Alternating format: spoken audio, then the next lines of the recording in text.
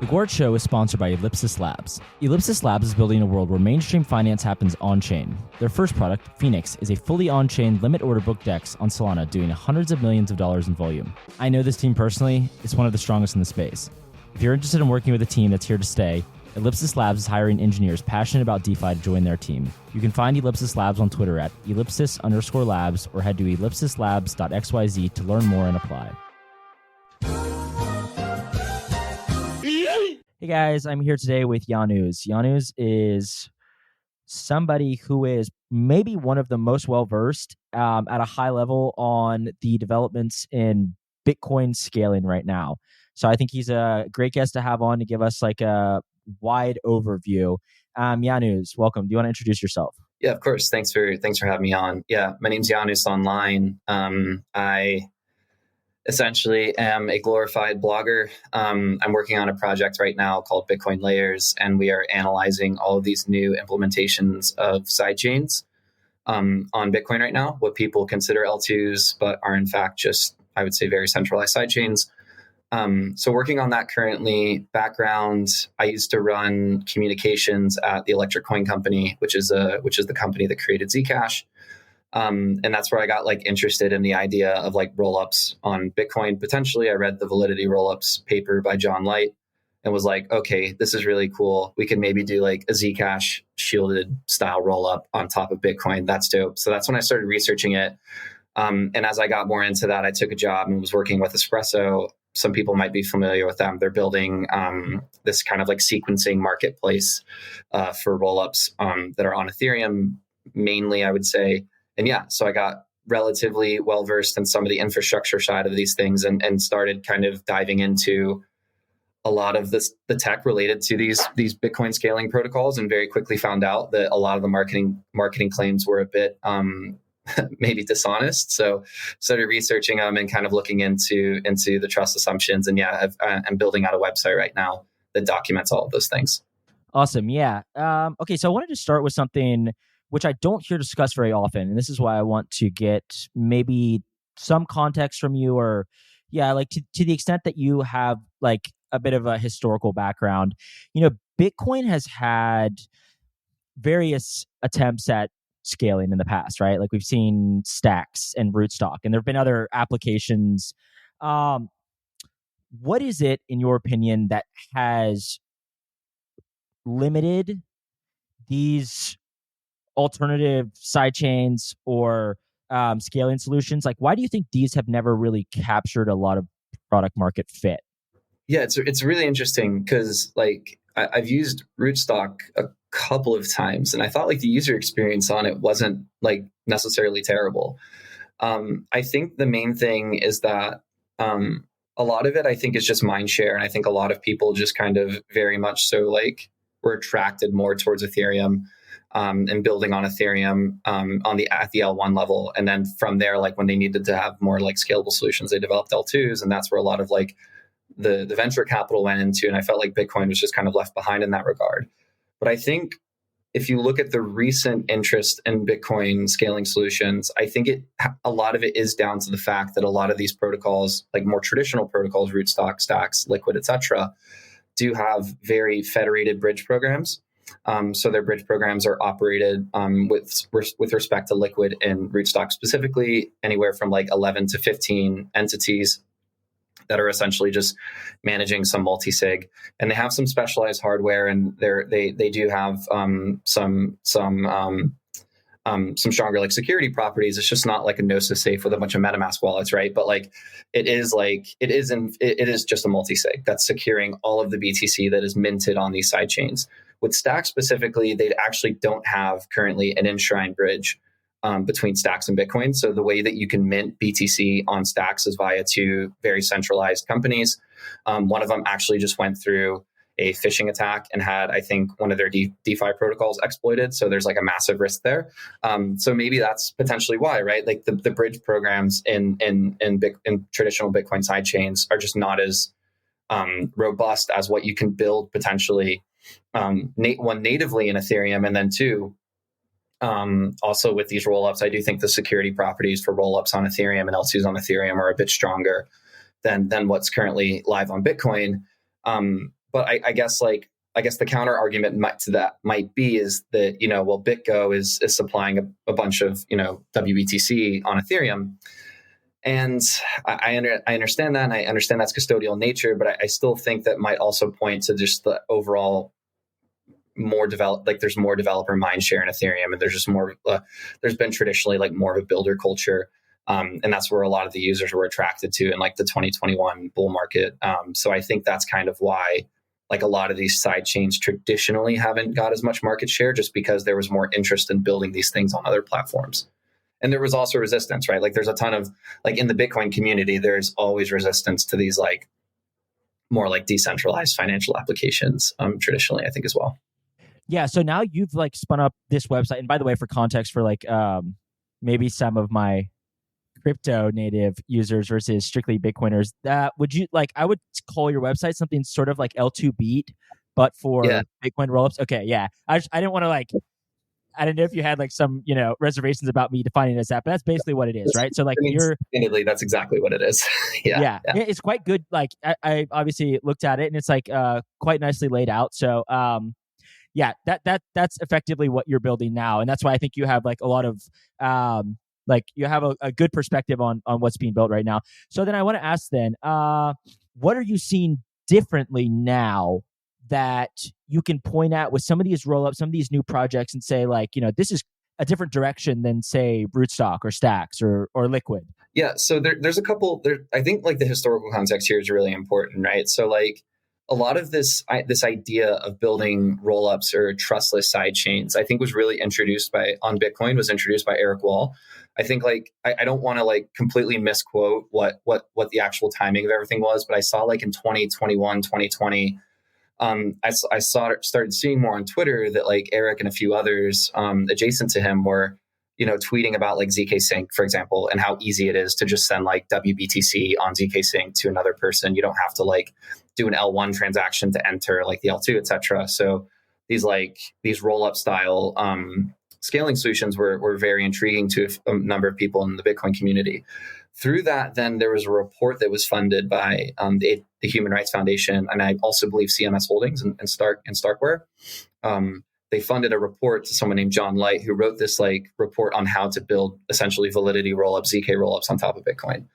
So like that was when this first started like getting introduced of like we can build these more trust minimized side chains. And in the report, it did mention that there might potentially need to be some changes to Bitcoin via soft works. So adding something like a recursive covenant or a ZK verifier into the L1 to build these solutions.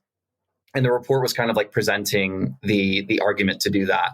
So kind of fast forward, maybe I'd say a year, the Rollkit team from the Celestia ecosystem actually built a sovereign rollup using Bitcoin for data availability. And then a couple of other projects were like looking to do that as well. So like somewhere in the summer of last year, right, you had like 3 or 4 teams that were like, we're just going to build a sovereign rollup. We're going to have on Bitcoin, use it for DA, and we're going to have some federated bridge program, right? So like some multi-sig, very similar to the side chains, the traditional side chains. So what kind of changed everything, right, was like when people figured out a way to build more trust minimized bridging protocols and started introducing these concepts and ideas, people were like, oh man, we can actually build like these roll-up style blockchains on Bitcoin. And that, I think, when people figured that was possible, and Citrea, which is the roll-up getting built by Chainway, was kind of the first ones to announce that we're going to build this trust minimized bridge, this trust minimized ZK verifier, and we're going to use Bitcoin for data availability, right? That's when like this whole influx of capital came in to the space. And that's where everyone was like, I'm going to build basically like the next Citrea, or I'm going to build like a solution similar to that. And we're going to add this like trust minimized bridge program. We're going to use Bitcoin for DA. We're going to be a ZK rollup, whatever. And like this huge influx of like attention started just really going off in the space. And when you looked at a few teams, like a few teams were like pretty legit, right? You have like Citrea, you have Alpin, you have some teams that are going like another direction from like a go-to-market perspective, but are putting a lot of research into this area. And then you were like, okay, there's like 10 teams doing this, right? But then like it started being like 70, 80, 90, 100 different like L2s.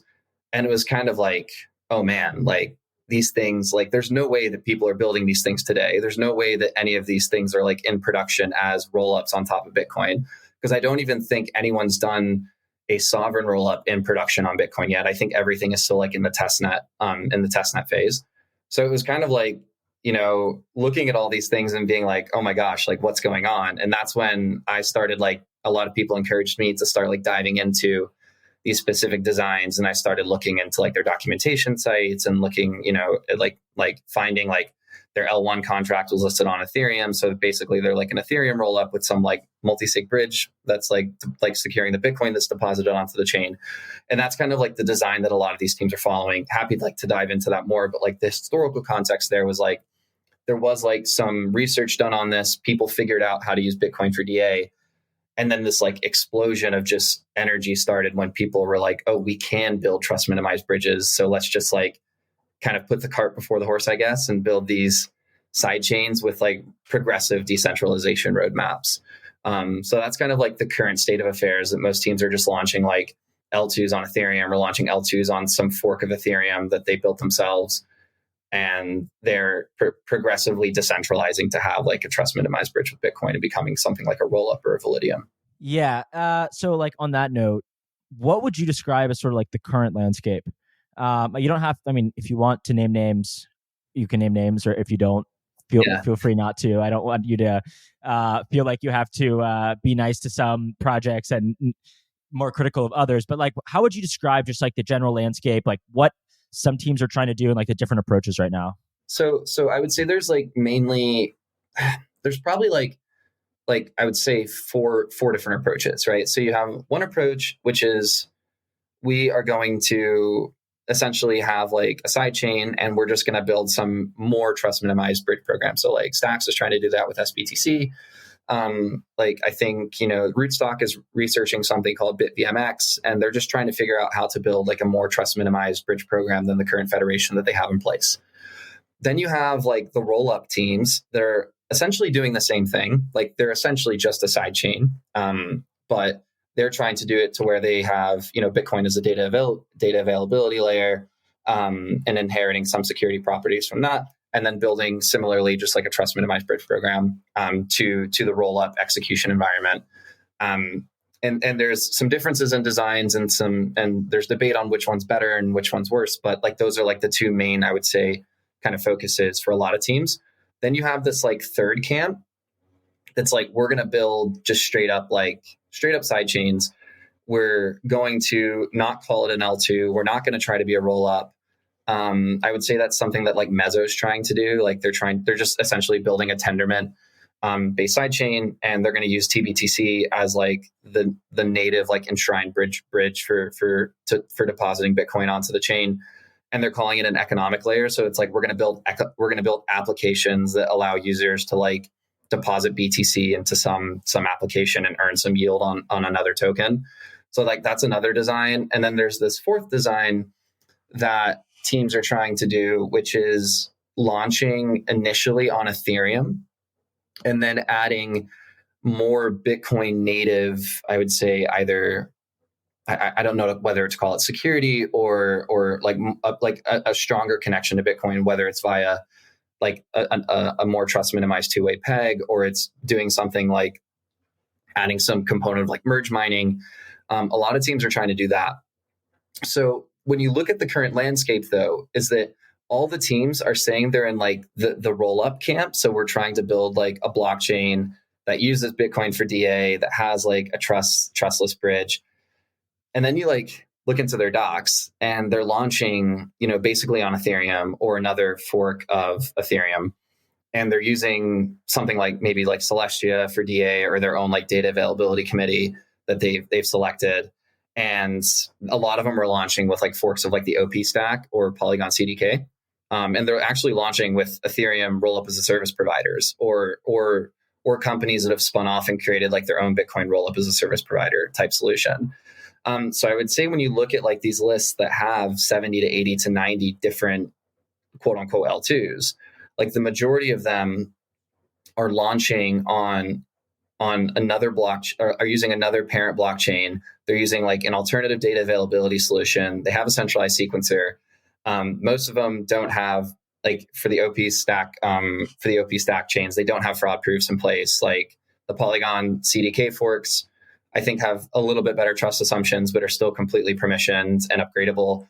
And some of them might like do something like post a transaction hash to Bitcoin, but the majority of them don't have any relationship to Bitcoin from a security perspective whatsoever. Now, I don't think that's necessarily bad, right? Like if you launch and you say like, hey, we're going to build this like completely centralized chain and we're going to let you do cool stuff with Bitcoin or ordinals or whatever. Like a lot of users might want to do that, right? Like users use, like to buy coffee, I use a Fedimint wallet, which is essentially a completely custodial Lightning wallet. And I use that to like buy coffee with when I go to like Paralelní Polis or Prague or something, right? Or try to buy stuff online with Bitcoin, because custodial Lightning non-custodial Lightning can be difficult. So I use custodial applications. I think the issue is sometimes though, when these chains are coming to market, they're trying to say that they're like these trustless solutions built on these like new research paradigms or whatever. And it's like, hey, like I understand that there might be this like goal of progressive decentralization, but like you have to dig pretty far to find the code, find the documentation sites. And a lot of people are like, yeah, we're building rollups on Bitcoin, but they're rollups on entirely different blockchains. So there are a couple of teams that are doing that and being completely honest. And like in public, I'm like actually like very supportive, and in private as well, very supportive of what they're doing, because like it's kind of cool and interesting. Like, can we abstract away all the complexity of putting BTC onto another blockchain and basically make it feel like an L2 when it's just like a centralized like sidechain on another chain, right? So I think it's an interesting approach. And if you can add the progressive decentralization over time, I think that's pretty cool as well.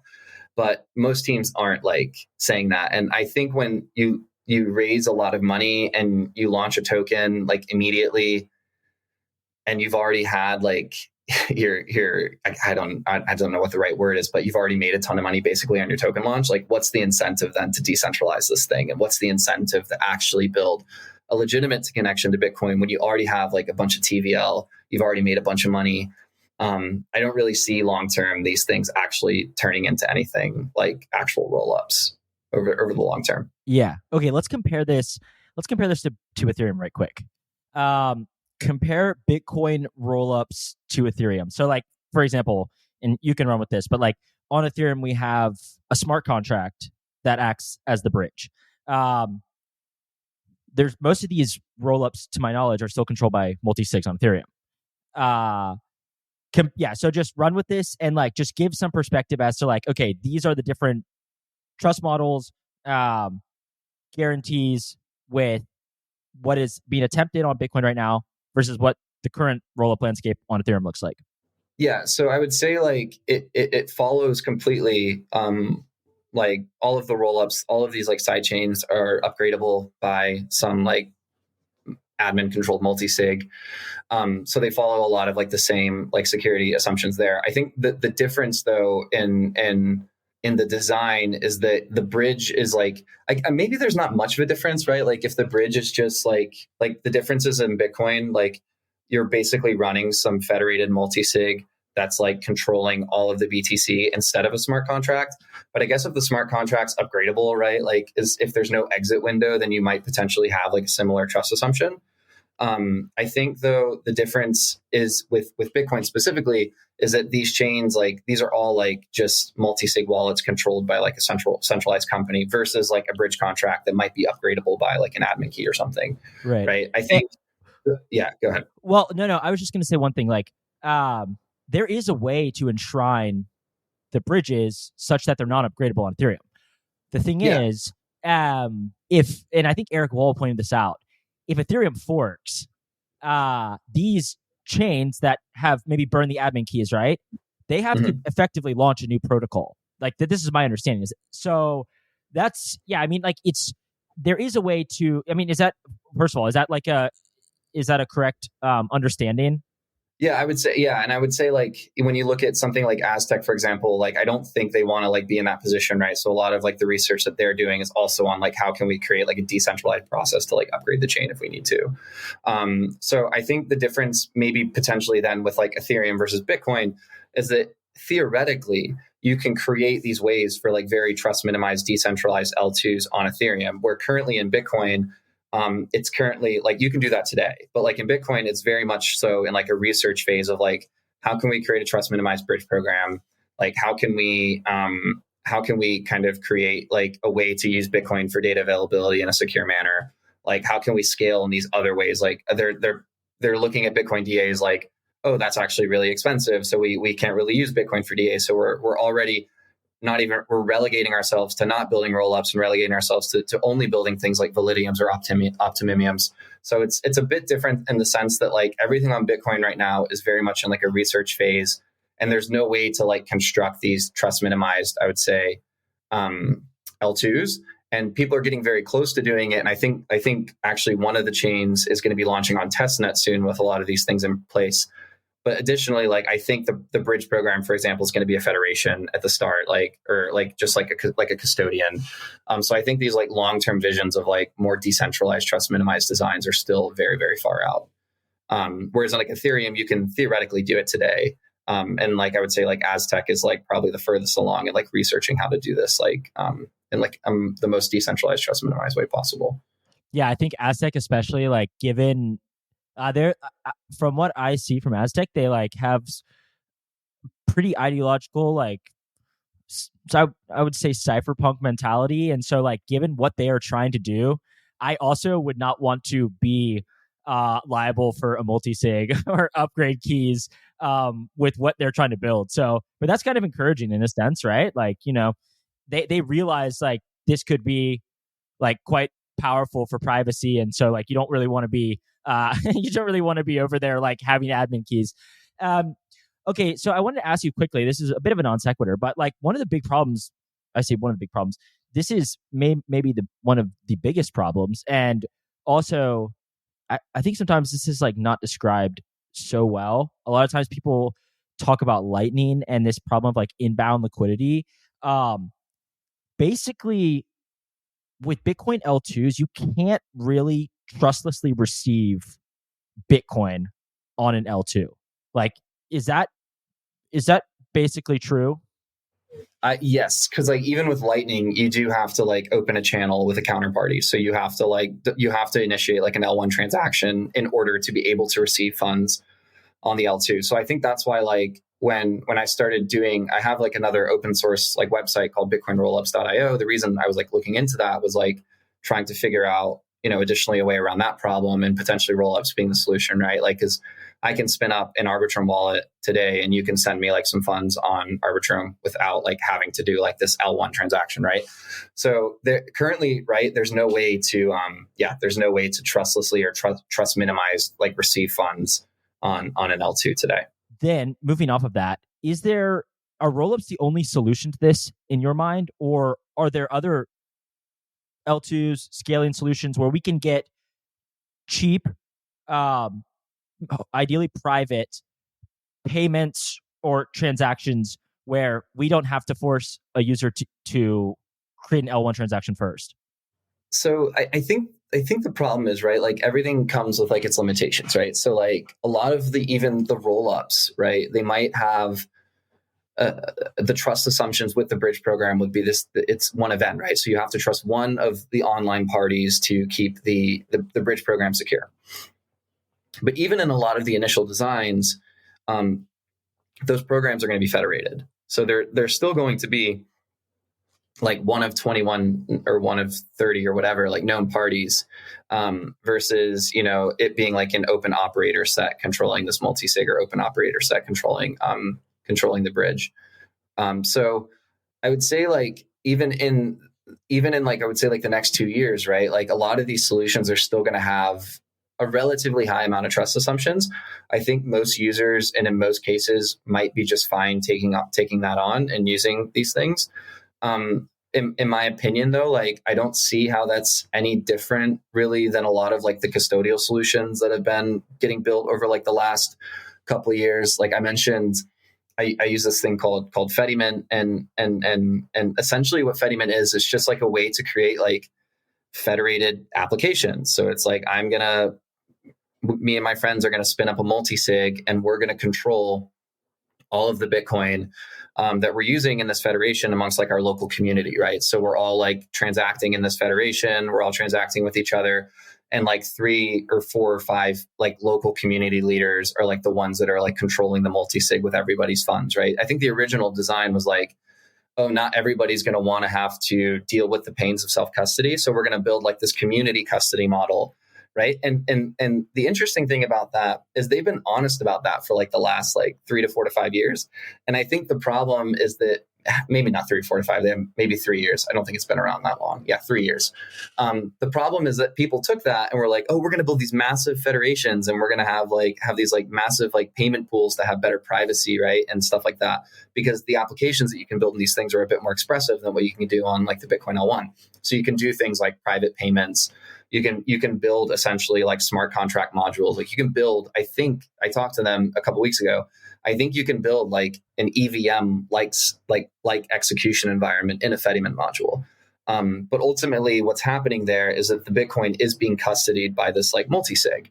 But when I started thinking about it, I was like, I don't really see how that's any different than most of the solutions that are in production today. I think if you upgrade to that trust minimize like 1 of n trust assumption, I think that's a better trust assumption than a Fediman. And I think for larger scale, like higher volume, financial transactions that are just worth more money, that might be a better trust assumption for a lot of people. But if you're just like a normal person depositing like a couple $100 or $500 into something, I don't see how using one of these new L2s is really that much better than using like a federated application module. So those are like the main 2 things I spend a lot of my time on, just looking at these like new sidechains and also like kind of thinking about how Fediman or eCash can be used in a lot of these use cases outside of payments. I think a lot of other people are looking at other solutions. I just haven't spent as much as my time there. But like ultimately, right, like I think for most of the stuff that's getting built, there is like, you're still running into this trust assumption where you're trusting a group of people that's like operating the multi-sig. That's like issuing deposits into the L2. Thanks for listening to The Gwart Show on the Blockspace Podcast Network. Subscribe to our newsletter at blockspace.media to get the show directly to your inbox. Show links, transcripts, and Bitcoin articles twice per week. Stay ahead of the conversation by visiting blockspace.media. I sort of asked this before, but I kind of want, like, now having discussed a bit further, I want to like come back for a second. Do you think that the lack of product market fit, and I think there's some nuance to that discussion unto itself, like why Lightning took off versus why Liquid didn't, like these have kind of been hashed out before, but you look at Ethereum and a lot of these, like we were saying, a lot of these rollups have similar trust assumptions, upgradability, multi-sig, centralized sequencers, so on and so forth. Do you think that this is what is holding back Bitcoiners from using these things? Like, just your personal opinion. Like, is the federated model what is preventing Liquid from capturing product market fit? Or is it like the Bitcoin community doesn't care that much? Because, like, as you know, the Bitcoin community in the past, like maybe 5 years has been, at least publicly, like on Twitter, I guess, been co-opted by kind of like this: buy L1 Bitcoin and send it to cold storage and don't touch it, right? Like, fiat's inflating and this isn't. That's all you have to do. And now people are like, well, we want to use it, right? Like ordinals and so on and so forth. But I still wonder, like, do people really want to do all this stuff? Because, or the people who do want to do that stuff, they just go to Ethereum. Like this is where like the argument's kind of interesting, right? So I think there's 2 camps. Like I went to Bitcoin Asia, right? And there's like kind of 2 camps, right? You have like your traditional Bitcoin maximalist on Twitter that's like, that's kind of like just cold storage, store value over nothing and over everything. And they're not really interested in like actually like using Lightning self-custodially. That's why the adoption of like custodial solutions are so high, because they're like, oh, it's $50. Like, what do I care that I like lose $50 if I get rugged by the custodian, right? So I think most people that were like having this opinion of like, yeah, we don't really need to scale because ultimately the best use case is the store value and it's not peer-to-peer digital cash or whatever, right? Like that was kind of, there was no need to scale because the only way that they were using Bitcoin was like in this very, very minimal way of like sending tips to each other, like on Nostr or some shit, right? Like But then I look at like, all the crazy stuff that's happened with like, and I went to Bitcoin Asia, and this is like where it really hit me.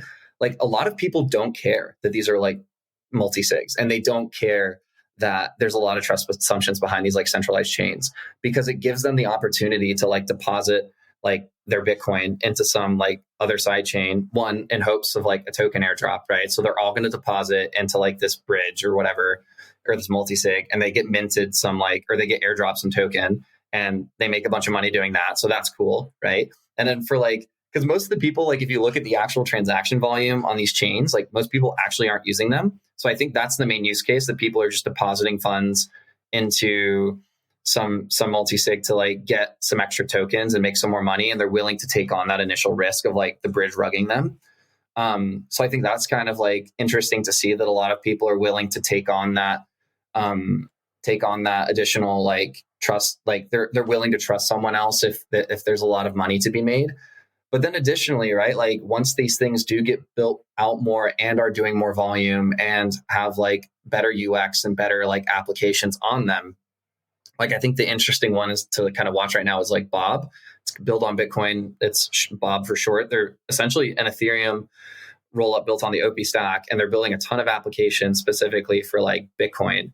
And it's going to be really interesting to see how many people like move their money over to that chain and start like playing the financial casino games in order to get like airdrops from like these various dapps or whatever, right? So I think like you do have that one camp of like people that are like, we don't need to scale because the only reason like we would need to scale is to like buy our coffee. And for me, I'd rather just use a custodial application. But then you have this like utter degeneracy out, like the other side, which is like utter degeneracy. And they're like, no, we're going to play like financial speculative games on Bitcoin. We're using the L1 right now. It's pretty expensive. Let's build better L2s because we want to be able to transact as freely as possible. We want to play in the casinos. And I think there is a divide and a split right now. And it's going to be interesting to kind of see how that plays out like in the long term. But I don't think the traditional, as much as I might align with a lot of like the ideals, like the traditional store of value maximalist is actually the primary demographic for the majority of Bitcoin holders. I think a lot of people just want to like play financial games to get more Bitcoin. Like I think there is a big market of people that want to do that out there. So there is kind of a product market fit. Like if you can issue a bunch of new shitcoins, right? Like there is product market fit for these new sidechains then. So I think that's kind of how a lot of it'll play out in the next little while.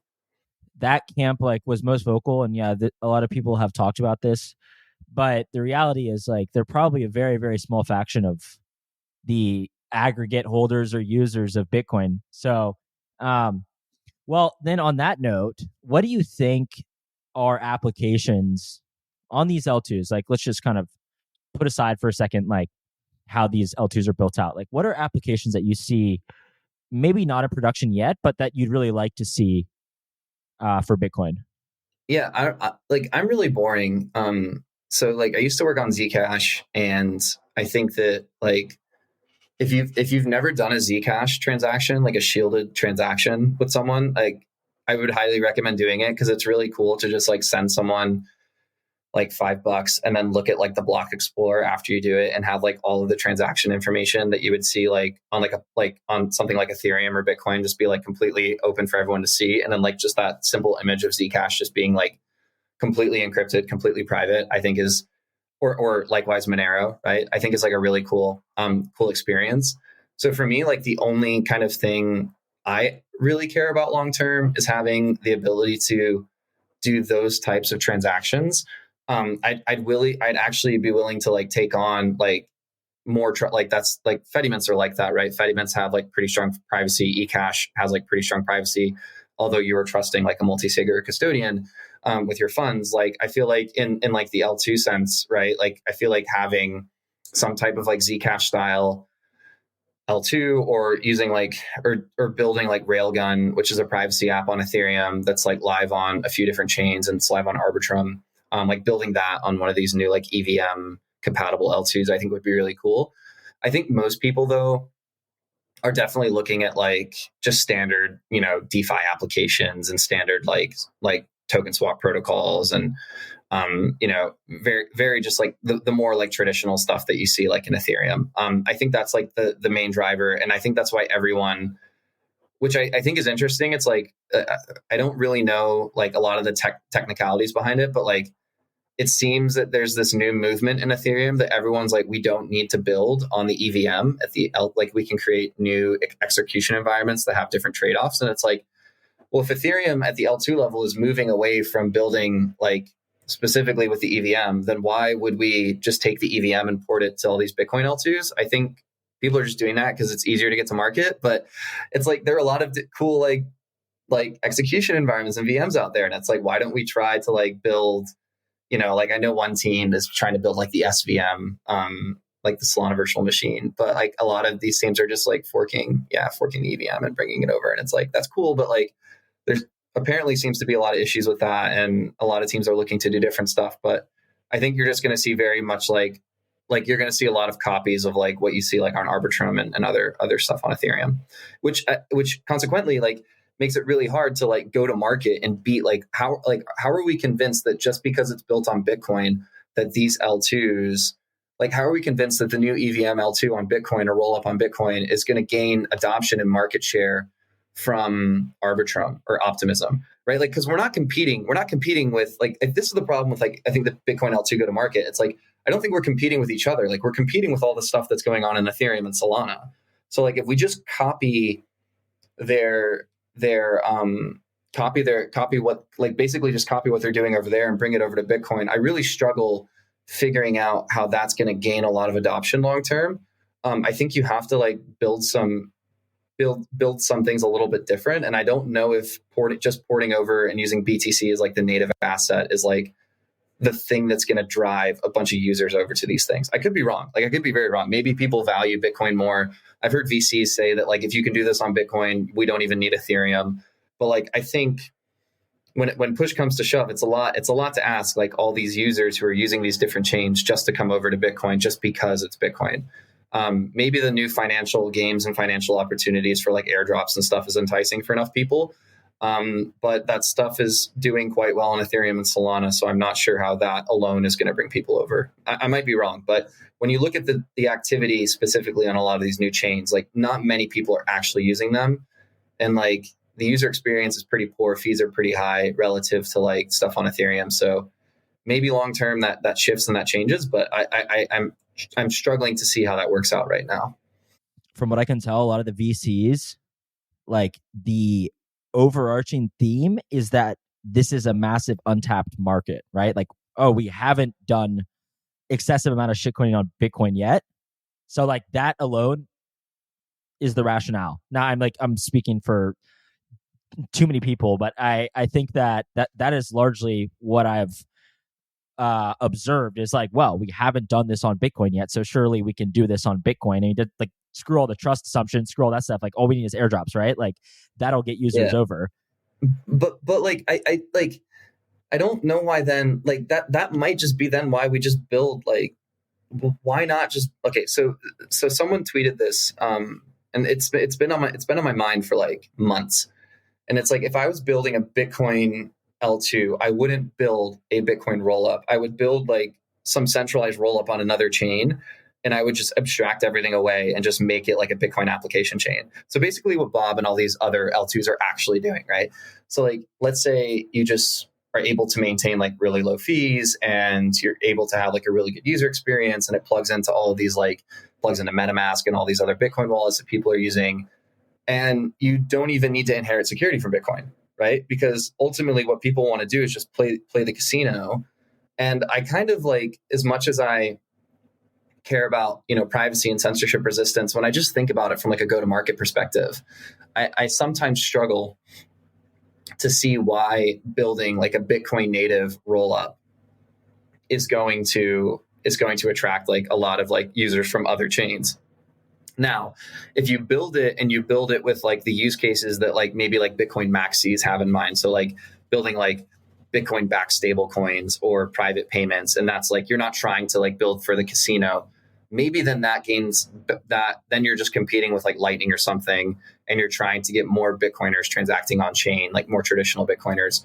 but I'm still just seeing like the majority of people that are transacting are either just playing degeneracy games on these like kind of sidechain L2s, or they're using ordinals and stuff, right? So it's like I just struggle to see why building something that inherits like the full security of Bitcoin with like trust minimized bridges is like I don't know if people actually care about that. But yeah, I'm still trying to work through that in my head. I think like that tweet's been with me for a while of like just build like a better layer of applications versus like building something that inherits security. Yeah, no, I mean, I'm probably in agreement with you. We'll see how it sort of plays out. What are your thoughts on these L2s having tokens? Like almost all the L2s on Ethereum either have tokens or will have tokens. And I'm not talking about application tokens. I'm talking about, L2 like ARB or OP. What are your thoughts on that for Bitcoin? I think people are going to hate it, and it's going to be like on Twitter. A lot of people are going to like. There's just going to be like a shitstorm of like Bitcoin maximalists, like essentially calling it, I guess, an affinity scam or whatever. But I don't think a lot of these L2s. Right. And I intentionally, because I do speak to a lot of them, I intentionally never ask because I don't want to know. And I don't do any angel investing myself. So I don't know any of the terms that any of these teams are launching with. But I don't see how you compete in a market where everyone's trying to build their own like application specific L2 on Ethereum, their own sovereign rollup on Celestia, or rollup on even Solana now. And you don't launch a token. Like, how are you going to raise money? Like, how are you going to convince VCs to come in and pour a bunch of money into your protocol when you're like, oh yeah, we're going to make everything off transaction fees, instead of like, oh no, like we're not like, because if the market and the competition have like set the precedent that you need a token, and that's the way to incentivize investment, then I don't really see how these Bitcoin scaling protocols can avoid that. And I think that's just the nature of the game, right? Like, as much as we want to theorize over censorship resistance and trustlessness, like the name of the game that's forwarded innovation for so long is like build a protocol, launch a shitcoin, get funded, make someone who invested rich, and then eventually hope it works out long term. That's the name of the game for a lot of this stuff. So I feel like people just have got to accept that as a reality. There might be a couple that don't launch with tokens, right? There's always the exceptions, but I just think like the market has set a precedent in Ethereum. It's set a precedent in other ecosystems, and I just don't see how Bitcoin avoids that. And I think it also it points to like make the token useful, right? Like let's just not launch these things as like governance tokens and these DAOs that aren't really decentralized and are just like three people controlling the majority of the supply and voting on everything, right? Like let's actually, try to create potentially protocols that these things can be useful in versus just like launching a governance token, right? I think that's like a unique opportunity, right? Like I think Bitcoin can look at a lot of the things that happen in other ecosystems and potentially learn how to do things differently, right? Like can a protocol launch with like a decentralized sequencer that's like, or decentralized like proof of coordination protocol that's like secured by its own token? Like that's really interesting. Like if you can provide like immediate utility for it, right? That's something I think that could be like pretty cool. But yeah, I don't see how you avoid it at this point. I will partially push back on this. I think you're correct in the sense that like in these other ecosystems, the game theory of it, this is an overused term, but the game theory of it is that if you don't launch a token, somebody else will, and they're going to get the users because the users want the tokies. Like this is, and it's fairly straightforward, and we've seen this play out. What I would say though is like Lightning doesn't have a token. I don't think Fedimint will have a token. There are ways. It's just that, like you said, in order to get funding, in order to build out like this type of thing, you like most of these teams will have tokens. But like, so then, I mean, this is a big like qualm of mine, I would say, just generally speaking, because go ahead. Yeah, I want to interject there. Then if that's like the case, right? Like, so Fedimint is completely funded. I think the majority of the developers and teams like working on that specifically are funded by like grants, right? So like maybe then there's an opportunity And the people actually designing like all of the things that are going to make this possible, like the trust minimized bridging protocols and the ZK verifiers and whatever, they're all funded, I think, by grants and nonprofits as well. So like there's this interesting opportunity as well for these people like funding like these open source developers to be like, hey, can we build like a trust minimized sidechain that has like some more expressive execution environment? And, you know, can we not launch a token? Like, can we do this experiment to like compete with all of the other things that are getting funded in the space, right? So like, I think there is an opportunity to build stuff without tokens, obviously, right? Like, and just maybe just use like a centralized sequencer or whatever. But I think that when you look at the space though, like, I just don't see, like, when you look at the people who are participating in these rounds and looking at the teams and whatever, like, I just don't see how it doesn't go any other way. But yeah, like, totally agree. Like, there are like Fediment's, like, I don't think Fediment is going to launch a token, right? So right. Yeah, totally agree with that. Yeah. No, I think you're spot on that. Like, when I see the cap tables, like, these teams are launching tokens. Like, let's take a step back here. Like, all these current, roll up L2s, whatever on Bitcoin, they're going to launch tokens. But I'm just putting forth this idea that, like, that, and largely in agreement with you, this is how we've chosen. This is the path we've chosen, not necessarily the path that is obligatory, right? And especially in open source software development. And like, the reason I push back on this more maybe is because, for example, with a lot of Ethereum L2s, the rationale is, okay, well, we're gonna have a token either now or in the future because we need a way to decentralize the sequencer. Okay, here's the thing. Like, we need to define what decentralization means if we're talking about decentralizing the sequencer in this way, because I don't think there is any indication that the amount of tokens aren't just going to consolidate to whoever can extract the most from controlling the sequencer or the governance of the sequencer.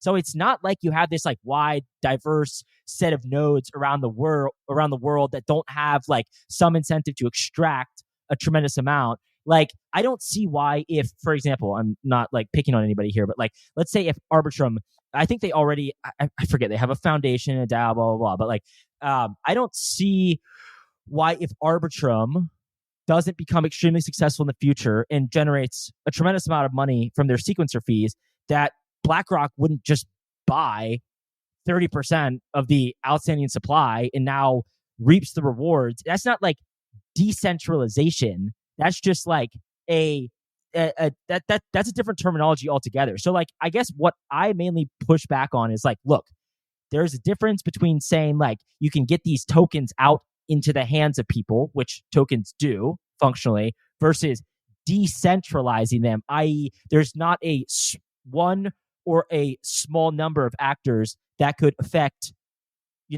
real change on the protocol. Yeah, I think in practice, I would mostly agree with that, right? Like, I think even if, like, again, like, if, for example, like, we're just using the sequencer example here, is like, if I'm building an L2 and I want to create enough, like, I only care about decentralizing the sequencer because I don't want to be, like, in the eyes of the US government, a money transmitter, right? Like, that's why I care. So it's like, I want to decentralize the sequencer to a set of like 30 nodes or 35 nodes across like a number of different geographic locations. Right. Like, then again, like, how much of the supply, like what are you requiring? Like, how much of this, like, how much of the supply are these nodes like required to hold to in order to like stake and be a part of the network? Right. And like, how much, like, is it delegated proof of stake? And like, are all the users just delegating all of their tokens to like these like the set of like relatively centralized operator set? Right. Again, like, defining decentralization is important, but I would also say that like, that is a really unexplored design space, and like, everyone in Ethereum is still like operating with a centralized sequencer. So it's like, how can like it's going to be interesting to see when like all these other protocols launch in like the next couple of years, and how they perform, and what the user experience is when they have like, over 100, 200 operators, right? And like, what are the design spaces that teams are going to follow? Because I do think like, if like a lot of teams initially will just launch with like some federated sequencer network with like 20 nodes or something. But yeah, like, that's something that I think is like something to like look out for as well in the future, and kind of see how people leverage their token and securing those protocols. And is it just like regulatory arbitrage, or are they actually trying to build like a decentralized network? Yeah. And then the other thing, which is like, I would say adjacent to the same topic, do you think that I talked to Alex B about this a good bit, and he has some strong opinions on this. Obviously, he always has strong opinions, right? Like, yes, I like that dude. He's cool. Yeah, like definitely somebody who I think has like a very good vision for Bitcoin. So, but he and I have been talking about this, and like, I look at a lot of the L2s in Ethereum, and indeed, Vitalik has even tweeted about this recently, like creating interoperability. Do you think that rollups, as opposed to something like Lightning, do you think that rollups in the way they're being built out are more in the vein of trying to silo users into an ecosystem and kind of keep them there with a moat? And then what is your personal opinion as to whether or not this is in the spirit of open source, open protocol, open internet? Okay, this is it. This is, yeah. Alex's quote is what, like, we're just building financial services. Like, we're just building banks. Like, even if they're trust minimized and even if we have a way to do like some form of unilateral exit, like the most of the things that are going to get built are just banks. That's I've heard him say that a lot. So I think the problem with rollups, right, is like, okay, when I first started researching this, I was like all big-eyed and bushy-tailed, and like I had my little open source website, and I was like, rollups are the future on Bitcoin. People thought I was freaking crazy, and I was like, this is cool.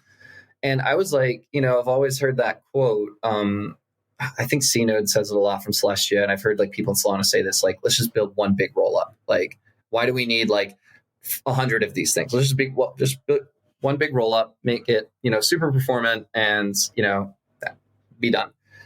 So I think what happens though is that it's not just the users, right? Like, I think you look at these stacks and they're all vying for this, like, maybe aside, as the Aztec people would kill me if I included them, this maybe aside from Aztec, but like everyone's trying to build this like super chain thesis. So we're going to build this stack, we're going to have a roll up, and then we're going to launch this plethora of like application specific chains that are all going to interoperate, and it's going to be like using one chain, but it's not one chain because everyone has their own chain, and we're all going to have a shared sequencer, and then somehow ZK is going to solve everything. Like, I see that a lot. And like, again, I've worked with like a lot of really talented cryptographers and ZK people, but like, I'm just like, when I just see that tweeted all the time of like ZK solves this. And I'm like, how? Like, I don't know. Like, can you please explain it to me?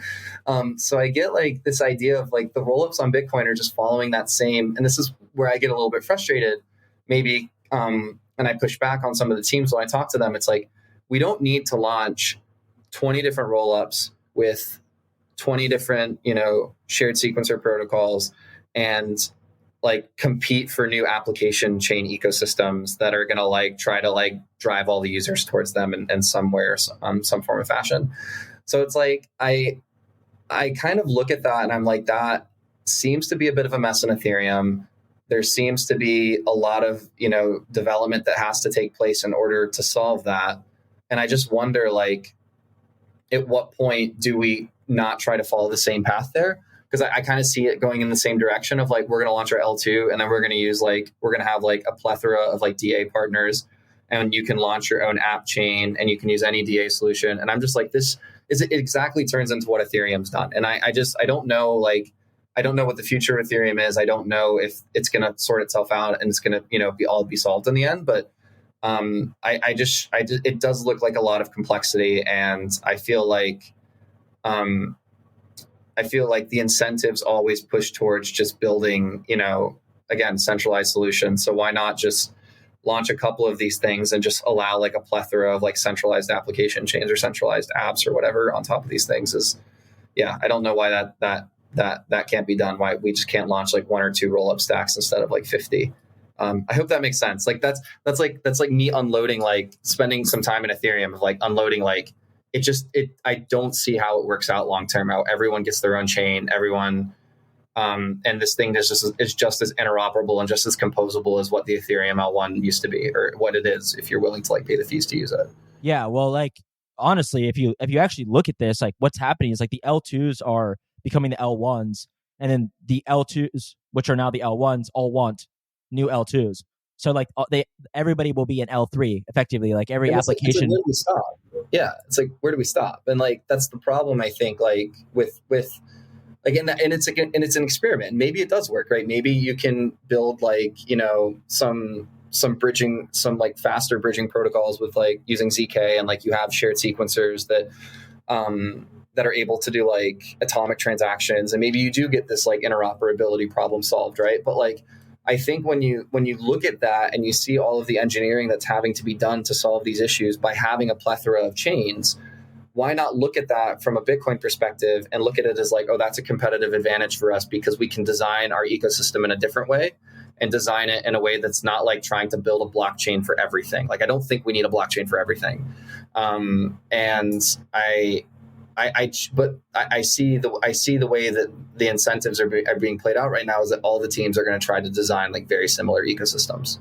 Yeah, talking about ZK, like I think that the vision for a lot of these teams long run is to have some type of ZK verifier on the L1. Does this solve scaling? Because like, proofs are still bound by the L1 block size, right? So like we can push this to its extreme and see that nodes on the L1 are having to take in all these proofs. And is this like, I guess what I'm asking is like, there's been a lot of what the smart people say are like massive unlocks with ZK tech, and even just like the past 5 years, let's call it. And I don't know that necessarily the Bitcoin community is like, all right, we're ready like to tack on like Gross 16 or something like this, right? But there's been an increase, obviously, in the interest. Eric has been a big ZK guy for a long time, and it's quite interesting, I think. But I also am just like, well, you're like the L1 still has to, even if we get like ZK verify, right? Like this could be, as Alex B calls it, like a subtle block size increase if nodes are now having to verify all these massive proofs. What are your thoughts? So I'll keep it at a pretty high level because I'll get lost very quickly. But like I feel like the ZK verifier aspect isn't necessarily to solve scalability. Because I think when you look at using Bitcoin as like a DA layer, I think it becomes very expensive very quickly. So I feel like the ZK aspect of this is just to enable more trustless bridging protocols.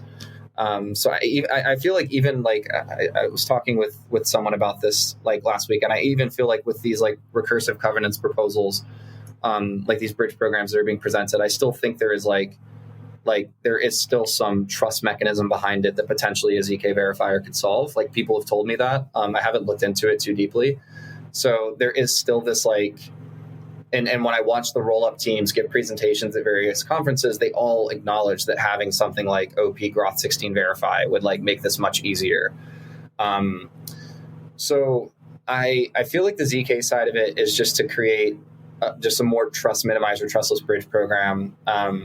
And then I feel like a lot of these solutions will still end up using alternative data availability layers, right? I still feel that like the majority of people that transact on these Bitcoin L2s will end up transacting on something that is similar to like a Validium model versus using like a Validity rollup. So I still think you're going to see teams using like Celestia or Avail or Nubit or some other solution for data availability to decrease the cost on users. And I feel like I think that's where a lot of the pushback from people comes from. Like I know a few of the Bitcoin magazine people like push back on rollups because it's like, well, if you're not using Bitcoin for DA, you're not inheriting the full security of Bitcoin, and you're trusting another consensus mechanism to make the data available. So I feel like that is where the two sides kind of diverge on that. But yeah, I don't think it solves the scalability aspect, but I think a lot of teams are interested in it because it creates more just trust minimized protocols. But then from like, I don't know, once again, now I'm trying to get your personal take as opposed to kind of like the party lines, if you will, for either side. But like, is then if we can't use Bitcoin for GA because it'll be so expensive, right? And then you can't like trustlessly replicate the state effectively, is that something worth forking Bitcoin for? Like, and I mean, there's a lot of nuance, but I want to ask you then, like, should we be forking, some ZK verifier in if we're probably going to end up using some other DA layer? That's a really good point, right? And like, what DA layer are you using? Are you using Celestia, or are you using some like permission data availability committee? Like, what's the trust assumption there, right? So, I think the biggest thing is like, for example, I'm currently talking through this with a few people, but like, let's look at like a BitVM style like roll up, for example, where the bridge program and the verifier have this like one event trust assumption. So you can create a BitVM Validium type thing, and you can still have it be pretty trust minimized because, like let's say like in Optimimium, right, where you have the sequencer creates like the sequencer and the DA committee like collude and create some like malicious state transition to steal everybody's money, right? And then the verifiers in the BitVM program can't challenge it because they can't challenge the state transition because they don't have access to the data from the DA layer, right? So like that is a bad situation, and that potentially can like result in everybody's funds getting stolen. So you need to have like a really robust DA layer and a mechanism to detect when the DA is when the data is being withheld, right? To avoid this type of attack. And I feel like in the Validium model, even with BitVM where there's a one of n trust assumption, the operator of the bridge program would still have to present a validity proof to process the withdrawal to steal everybody's money. And if there was like some mechanism in order to create that proof or whatever, right? And the operator then the verifiers can challenge it because they can read their like software will like read the proof and be like, oh, that's bad, that's wrong, let's challenge that. And then like you have like a security fallback there, right? I probably butchered that, but that's kind of like my understanding of like these BitVM, Validium type blockchains can still have a mechanism in the event that like the DA layer withholds the data and someone's trying to steal all the funds. There's still a mechanism to like challenge the withdrawal and make sure that doesn't happen, as long as one of the honest verifiers is online. So like, I don't really like, I learned because I was trying to disprove that. I was trying to say that like the BitVM Validium model is just an Optimimium, and then I was wrong. And I was like, okay, cool. That's not bad, right? Like if it's something like BitVM 2 where all the verifier sets like permissionless and anybody can participate as a verifier, like that's a pretty good trust assumption. And I know people have opinions on the security and what's the word I'm looking for? Like how optimal BitVM style bridges are. But like, I still think from a trust assumption perspective, that's not a terrible model. And it's like, why would we need to fork Bitcoin to just improve the trust assumption like a little bit for that for something that is also very unlikely to happen if you use like a pretty robust DA layer, right? So as long as you're not using like some centralized DA committee and you have like a pretty open like operator set for the verifier role in this BitVM program, right? Like I feel that that's like a relatively decent trust assumption, and I don't see. Yeah, I'm again like I created originally like my first website was like we're going to create a community website that will show people why we should like potentially advocate for something like a ZK verifier when I knew very little about all this stuff, and like now the more I learn and the more I get into it, I'm like, yeah, I can kind of see like a lot of the points being made by a number of teams in the space. Like we can build things today, we can test them out, we can see how these things work long term. Like let's take a break and take a beat before we try to push for something like an Groth 16 verify. There are people that staunchly disagree with that point. I'm kind of more of like, let's see how it plays out. But additionally, then you have like a lot of the teams building these things would also acknowledge that some form of like covenant as well, like I think improves these like BitVM programs as well. So there's that whole debate and that argument as well. So yeah, but I would say like the ZK verifier stuff is like, let's see how this all plays out first over the next couple of years before we propose something like that, I guess. Yeah. Have you looked into how CatVM works? I think I looked at their like storybook white paper thing, but I'd honestly rather just have text and not like the cartoons. But I know that they have a certain marketing method, and I like those guys, but it was kind of annoying to read. So have you actually looked into how this works and like what they're kind of pushing for? No, I honestly haven't. No, okay. But I have. Yeah, I haven't, and so maybe they would push back on everything I just said there, but with relation to like the specific program I mentioned for the bridge. But there was a really good article by Shinobi in Bitcoin Magazine that kind of outlines how this works, and even in that article, like this is where my mind goes to like, I don't really understand how like Groth 16 verify really helps here, right? But like, because that's you also have to acknowledge, like with a lot of these things, I think there's like 30 or 40 people that actually know what's going on, and like a lot of us are just kind of speculating on how these things really work. So like I try not to have strong opinions, but even in that article, I think Shinobi mentioned specifically, and would be happy to like kind of hear the opinions of others on this, but like something like opgroth 16 verify or opck verify would actually improve the trust assumptions for something like a CatVM bridge. But then he told me on a panel, we did a panel like 2 weeks ago. He was on him and I were on a panel together at a conference 2 weeks ago. And he said that the Taproot Wizards team actually think there are workarounds around that. So I think they're going to be releasing some stuff potentially on some workarounds related to the problems there. But yeah, that's my limit that's the limit of my knowledge around CatVM. Yeah, I think also this kind of goes back to what we were talking about before in terms of like what applications or use cases do we actually care to enable. And you probably are closer to me. And it's funny, like when it comes to Bitcoin, I'm more like, if we can get cheap private payments, like as trustless as possible, hopefully like fairly trustless, lightning level trustlessness, but without, the necessity to use the L1 for a transaction, like I honestly would be quite happy and would even say like, all right, what we can get product market fit with this. Like this is enough, right? Well, when I look at like Ethereum and stuff, I'm like, oh, you guys should add everything. Like keep yeeting stuff onto this. Like let's see what's fun, right? So I just have like a different view, and it's not necessarily like I troll a lot about Ethereum, obviously, but like a lot, it's kind of just like I look at it differently. But I wanted to ask, like, I think you and I seem to be more in line with like what we care about for Bitcoin, maybe like private payments, like that to me is like, that's exciting. Some type of stable coin probably on an L2 would be great. I would personally like to keep that away from the L1. But my question is like, how much do you think that how we look at this makes a difference in terms of the solutions that we want? And like, so the reason I ask that is because like, would you say that we really need like full roll-ups for what you and I may care about? Whereas I talk to like some of the Alpine guys, right? Like really like smart guys. I think they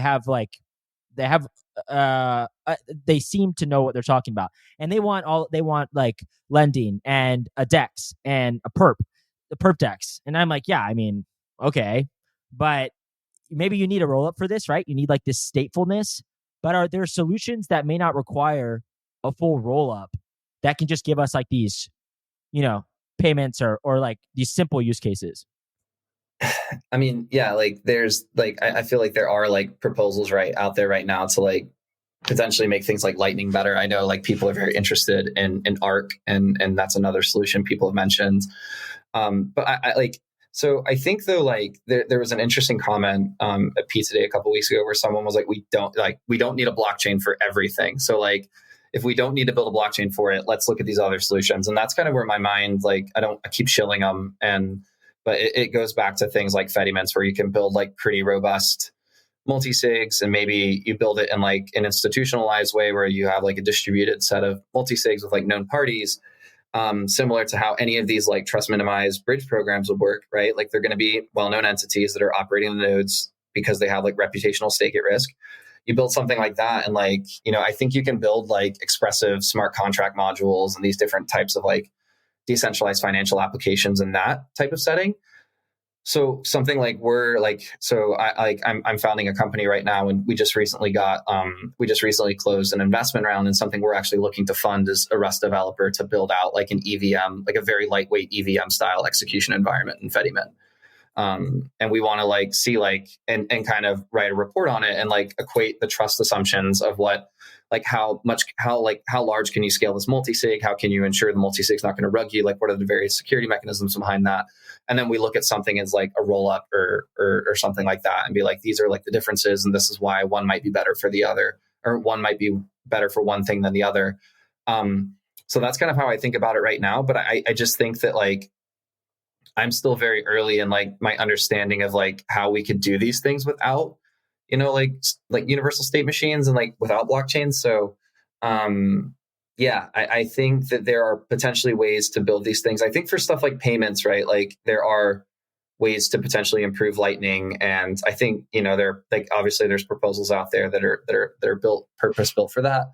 But then I think also there's people working on things like, I know a lot of the BitVM guys are interested in building something called ZK coins, which is like a client side validation protocol that's like very good for payments, and it leverages validity proofs. So there are like proposals for other things out there that exist that are specifically purpose built for things like payments.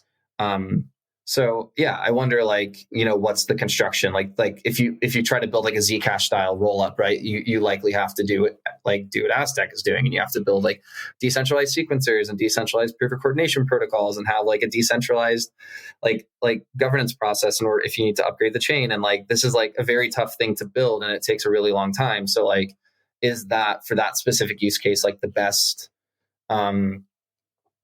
use of resources? Like, I'm not entirely convinced right now.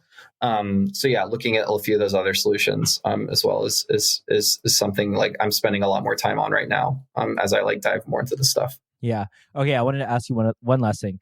MEV, do you have concerns? Are you optimistic that we can shove all this at least to the L2? What are your thoughts? Yeah, I was like interested in like, oh, could we do base sequencing? Like I wrote a blog post called Espresso on Bitcoin. I was like, oh, how could we like run Bitcoin rollups on Espresso? So I wrote like a blog post on it and how it might work. And then I started thinking like, oh, how can we have Bitcoin miners like do the sequencing of L2 transactions? And everyone quickly told me like, that's a terrible idea. Never recommend that again. Like, and then there was like the Meevil post that came out. I think it's from Matt Corallo, I think is how you pronounce his name. Matt Corallo came out. So I started like following like him and David Soroy and the BitVM builders chat were like talking a lot about this. I think that you can potentially like, as long as you don't have like the L1 miners directly sequencing the transactions, right? Like there was a post, a Spaces as well, like on like more improved L2s. And as long as like the L2s are like managing their own centralized sequencers or having like their own federated or decentralized sequencer sets that aren't like directly, like you don't directly have like L1 miner participation in, I think you can mitigate against MEV. You can mitigate against MEV in that way. I have heard some pushbacks on like, if you enable covenants, you can like, there is like someone will figure out a way to like figure out how to Jeremy Rubin's the one who specifically mentioned this. It was on a Spaces recently, and I'm forgetting the example that he said, but like there are risks for people figuring out a way to like create global state on the L1 with like recursive covenants, right? And then like if you're able to do that, then you have the miners like participating in this MEV game. So I'm interested to see like a lot more reports that come out on that. I think, but related to the L2 stuff, right? Like I think the incentive is going to be to initially have the centralized sequencer because you can make money on sequencer fees. And then like, again, like what you said earlier, like how decentralized is decentralized. And as long as you don't have a mechanism to where like you have L1 miners like directly participating in the sequencing of transactions, I think you can, with these new L2 designs, like I don't think MEV is like a massive concern as it is like opposed to like some of the other solutions that have been presented in the past. So yeah, that would be my initial take. And yeah, if you thought like base sequencing was a good idea in Bitcoin, I would encourage, like I did, like talk to people who are very smart and they will tell you it's actually not. So yeah. Yeah, I think that like if you can keep the expressivity off the L1, and there's a lot of good arguments as to why we will probably do that, right? Like it's just not efficient, it's not fast. There's all like creating these pool contracts is like generally where MEV is generated, and that's not efficient on Bitcoin either. Like some of the ordinal stuff, right? Like people have suggested there was like a big push to like get people thinking about this, but in reality, like most of the MEV isn't like, it's certainly not what's going on elsewhere. I don't think. It's funny, like the guy from Flashbots on Ethereum, I think Bert Miller, he was like he was talking about, I think Suave, which is their kind of like sidecar, another blockchain, as you can imagine, that, you know, does sequencing. Like I think it's similar to Hotshot probably, or whatever the Espresso one is called. He was like, my goal is for every Bitcoin block to be ordered by something like Suave. I'm like, I don't know that first of all, I don't think this is a good idea. But second of all, I don't even really know how this works in practice. Like you would really need like this direct, like as you were saying, link with L1 miners to sequence transactions. And I just don't. Yeah, I remain very unconvinced that there's going to be a lot of like L1 DeFi or development, like, right? So like if we can jam it to the L2s, that seems already preferable. And then I take the stance, right? Like if the sequencer is centralized, but like you have unilateral exit, like, okay, maybe if we have a lot of these, and then there's some people who say like, we can create interoperability with Lightning. Once again, like a little bit hand wavy right now, but like you have the ability to exit to another chain if needed, then like I'm okay with just like let somebody run a box, and especially if it's private in some capacity, I'm like, who cares, right? So I don't know, but I know you work with Espresso, so like they were trying to do the opposite. Yeah, so I think there's a couple of things here, right? Like I'm much more like personally interested in people at Espresso, I think, and other kind of like, I know some of the people from Astria, and I know some of the other people who have like worked on decentralized sequencer designs, and people have different opinions on what it's very useful for, right? Like you have the one crowd that's like, we're going to build like these like completely composable L2s that everyone can have like their own chain, and transacting between them is just going to be like transacting on a single chain because of X, Y, and Z, right? And sequencing is a part of that. I'm more of the mind of like, I care a lot about like censorship resistance. So having decentralized sequencers, like if I'm on an L2, I just want the assurance that my transaction is eventually going to be included in an L2 block.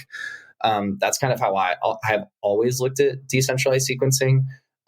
So yeah, and I think the thing there is like, again, you run into the question of like, how decentralized does this need to be? And if I can create a way that like I have unilateral exit between like these different L2s and the L1, like even in Bitcoin today, right? You can create a mechanism, and I think Citrea is going to launch with this, is that you can't force your exit because you're still trusting like a multi-sig with your funds, basically. But you can include your transaction.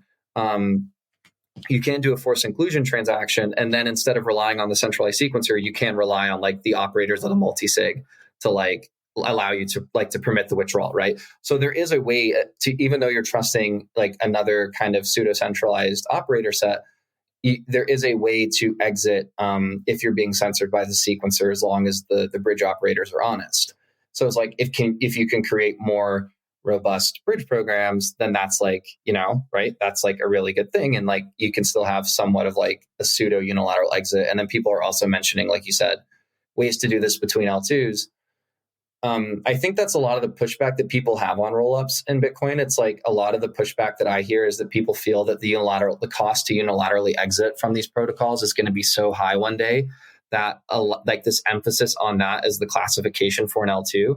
Like I've gotten a lot of pushback on that by saying that unilateral exit is what makes it an L2. I think others have as well. I would still disagree, but I'm coming to the point where like you need the L2 operator sets to at least be decentralized enough to ensure that people can like have their transactions included in like these worst case scenarios, right? So I would agree with some of the pushback that people have, like a lot of the sidechains teams have on like rollups currently, is that like, yeah, like, well, if the cost of unilateral exit's like $2,000, then right, like no one's going to do it, right? Very few people are going to have access to do that. So that's something that's currently also being debated right now in Bitcoin when they think about these L2 designs. But this is the same on Ethereum, right? Yeah, like exactly. Yeah. It's like this is the thing. It's like I think from my perspective, the coolest thing about L2s on Ethereum is that you can onboard directly. Like, don't get me wrong, I don't love the debit card to Coinbase to Base trail, and then being able to silo you in and monitor all of your financial activity. That doesn't like get me super excited, but the fact that you can buy Ethereum on Coinbase with your debit card and onboard directly to an L2, that's a big unlock. Like that is undeniably a big unlock, and that's something that Bitcoin you cannot do yet. But in terms of this unilateral exit thing, it's still always the cost to enforce an L1 transaction. It's not like Ethereum has done something unique in this capacity, right? So, yeah, so that's like a really important point too, right? Is like what type of user experience are like, so for example, there's a lot of like advocacy efforts to onboard people into Lightning, and they want to use wallets like Phoenix, for example, where it's like self-custodial, but you're trusting like some liquidity service provider to help you like manage your channels and everything. So like it's essentially you're trusting like a centralized service, but you still retain like the control of your funds. So with these wallets, you still need to initiate an L1 transaction to like onboard into the wallet. So when fees are like ridiculously high, people like that are only trying, like I tried to like give my like buy a coworker a beer with Lightning, and to initiate like the deposit, it was like $30 transaction fee for like $50. So you can't do that, right? That's like, then I just was like, okay, I'll just send you money on Venmo because this is ridiculous. And a lot of the pushback that people have with like the ordinal stuff is like, oh, well, you're spamming the chain and like you're making this ridiculously hard to use. And it's like, and this is where the argument comes in. And this is where I think is like the beauty of like the Taproot Wizards, like the game of 4D chess that they have going on. Well, they're like, oh, well, if the fees are so high, what if we had these better L2s like rollups or Validiums where you could just onboard directly? Like you can just create your account and I can send you, you know, like you could do it. And like, you can do this on Arbitrum today. We can both create accounts on Railgun and send each other. I can send you like $10 of DAI. The fees are a little bit higher because it's like a privacy application. And I'll pay like a 20-cent fee and I can send you $10. It's completely encrypted. It's within like a Zcash style shield pool. And it's like, yeah, that's the beauty of some of these systems. If you can build them and you can construct them in a way that's like decentralized, robust enough, then you can get these user experiences that enable these, in my opinion, better peer-to-peer transactions than a system like Lightning can. Now, is that scalable with like at the L2 level with Bitcoin? I mean, that's when you get into the debate of like, can we use Bitcoin for DA? Do we need to use like another DA solution? Then you get into the argument of, is it a real L2 or not? And then like you get into semantics again, but like there are systems that are being proposed that can provide like a better use case for that and can provide the experience that you're talking about that people have on Ethereum today, where you just onboard directly. Like, why would I onboard if I was going to have my mom like buy some shit coins, like why would I onboard her like to the L1? I can just have her onboard to like Optimism or Arbitrum or something. I said I was only had one last question, but like I wanted to get your thoughts on one other thing. How do you feel about stable coins just in general? And do you think we need like, CNode, he's big on decentralized stable coins. What do you think about stable coins in general? And like, is this a massive unlock that Bitcoin needs? I am not in the camp. So here's the thing about stable coins, right? Like I personally don't like, if I'm going to buy like for example, I bought like a pretty cool movie that like a lot of people in Bitcoin like have seen, and it's pretty awesome. And it tells like this story of like the specific scenario and how this one person and this group of people like fought against the US government for the right to do something related to like free speech. And I was like, I don't really want to use my credit card to buy this. So like, and in that instance, I also didn't think like, oh, I want a stable coin. Like I just wanted something to transfer to the producer of that movie so I could buy it. I just cared about it being private. I cared about it not being able to be traced. So and if you use Bitcoin correctly and like you don't use KYC all the time, like you can have those properties, and you can also use things like Monero or Zcash. So like for me in that instance, like I'm okay with volatility because I value the things that I purchase with Bitcoin or Monero more as like things that I either don't want to buy with dollars, or like I'm engaging, like when you go to like Parallelly Polis or something, it's like you're opting out of the system, even if it's just for a few days, like you're opting out of the system for something that you feel is better and that you feel is like more aligned with your personal beliefs, right? So like I think that's really cool, but that is not what's going to drive millions and millions and millions of people to like, at least in the current state, like within the next X amount of time, to use Bitcoin.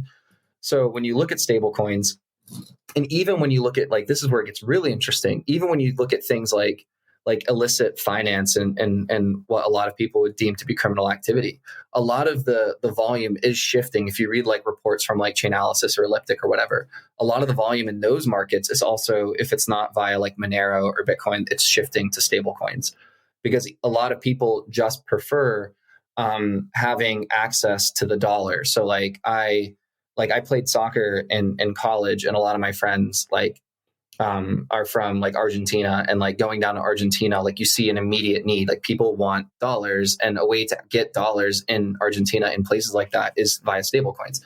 So when you think about like this initiative that I don't particularly like to partake in, because I do sometimes feel it's a little bit like internet colonialism, but like in the sense of like we're gonna bank the unbanked. It's like, yeah, stablecoins are something that people really enjoy using and enjoy, and has found product market fit. So if you're able to construct on these L2s a way to minimize the trust in these, like, essentially what is like centralized banks, right? You're just using it like a pseudo CBDC when you're transacting with like USDC or Tether. Like, I don't really see like the global, like we've done it, we've fixed money. Like, you're just creating a more permissionless, sometimes non-KYC way to use a bank, which is cool, but like, how long is that sustainable from a regulatory perspective?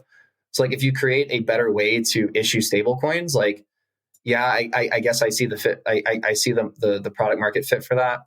And I think a lot of Bitcoiners as well, like when you look at like a lot of the like when you see people like that go down to these places, like I think Peter McCormick, he's done a great job of like doing movies in a lot of these places about onboarding people into like crypto or Bitcoin. And like a lot of them want stable coins, and Bitcoiners don't like hearing that. They're like, you're just supplying like the fiat debt monster. And it's like, well, a couple of like 2 points to that. One, like, again, it sounds a little bit like you're trying to tell people in specific situations what they should use. Like, that's great. Like, you can have an opinion, but if the market says stable coins are what people should use, then that's what the market says, right? And then the other thing is like, I don't know if I really want to live in a world where the US dollar collapses.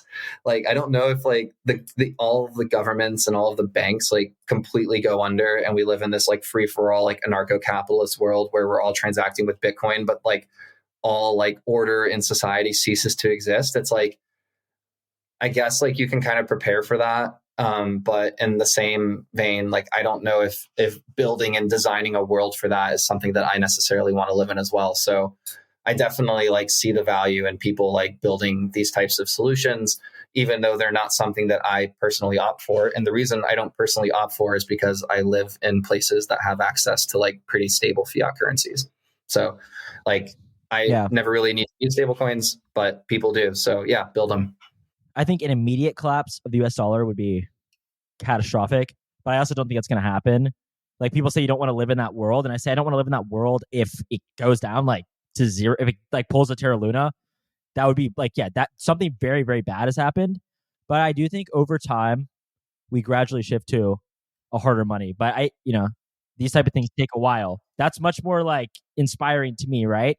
Like, small circular economies develop. People want to hold a harder currency versus fiat, and this is like a gradual adoption cycle, and you just have to have like a very long time horizon for that, I think.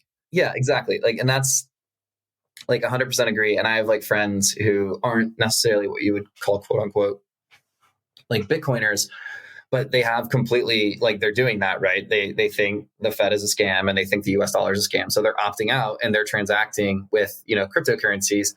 And that's like a really cool thing. And like, if people have like the ability to do that, they're not harming anyone and not consistently advocating that people in different situations have to do the same, or they're like some status cuck, then like, that's totally cool. But like, I think, yeah, this call for like the immediate collapse of the US government and the US dollar is just like, I candidly think it's insane. And I don't think people actually, the people advocating for that, like, if you can't do 10 pull-ups, then I don't think you're really going to survive like in that world where the dollar like completely collapses, right? So like, let's play a longer like play the long game here. Yeah. Well, I think this has been a great conversation. Where can people find you? You have 2 websites, I think, and then also your Twitter and what you're working on. Yeah. So you can find me on Twitter at Janus. So JANUSZG _. That's my Twitter. And then I have an open source website called bitcoinrollups.io. Just super basic website that essentially gives you the TLDR on how Bitcoin, on how rollups work and how they might work on Bitcoin. So if that's something like you're interested in, it also links to a bunch of great educational resources on how these things can be built, outside of like just the really like TLDR information that I wrote up. And then the other website I'm working on is this thing called Bitcoin Layers. You could essentially call it something similar to like L2 Beat, but for like Bitcoin sidechain implementation specifically. check that out at bitcoinlayers.org. And yeah, we basically do really quick write-ups on the trust assumptions related to all of these layer 2 protocols. And yeah, have a really strong team, like research team and research advisory board that's supporting us with that. So yeah, I think we've got a really good thing going there. So if you want to learn more about these side chains in particular, I would recommend checking out that website. Awesome. Thanks so much. Cool. Thanks.